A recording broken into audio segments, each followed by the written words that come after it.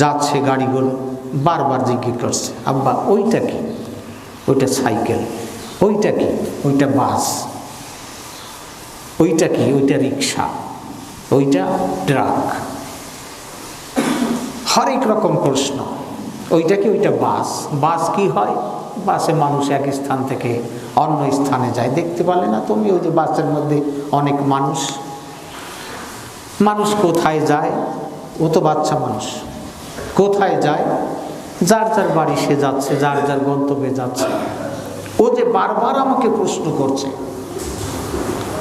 এরপরে আবার জিজ্ঞেস করছে, আব্বা আল্লাহ বাসে চড়ে? হাসির কথাই কিন্তু।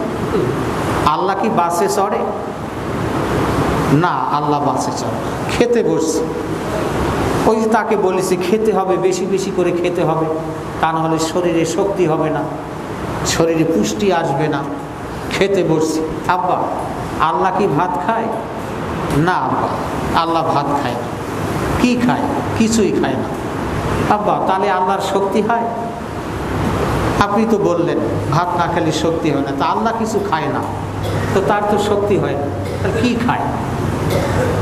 তার যে প্রশ্নগুলো আমার মনে পড়ে যায় যে আমি যখন ছোট ছিলাম, ঠিক আমার মার কোলে যখন ছিলাম, বাবার কোলে যখন ছিলাম, তখন এইরকম হাজার প্রশ্ন আমি মাকে করেছি, বাবাকে করেছি। আমার সন্তান বারবার আমাকে প্রশ্ন করছে, আমি একটা বার তাকে ধমক দিচ্ছি না, তাকে বোঝানোর চেষ্টা করছি। আমিও তো এরকম ছোট ছিলাম, আমার মার কাছে হাজার প্রশ্ন করেছি, হাজার প্রশ্ন আমার বাবাকে করেছি। আমার মা একটা বার ধমক দেয়নি, আমার বাবা একটা বার ধমক দেয়নি। আমি যেমন আমার সন্তানকে ধমক দিচ্ছি না। আল্লাহ রাব্বুল আলামিন বলতেছেন, তোমার মা অথবা তোমার বাবা অথবা উভয়ের কোনো একজন যখন বার্ধক্যে যাবে, বয়োবৃদ্ধ অবস্থায় যখন পা রাখবে, ও সন্তানেরা তোমার মার সাথে তোমার বাবার সাথে কখনোই রুক্ষ মেজাজে কথা বলতে পারো। একটা কথা দুবার জিজ্ঞাসা করেছে, তুমি মেজাজটা গরম করে বলবে, বারবার বলছো, তুমি বুঝতে পারছো না?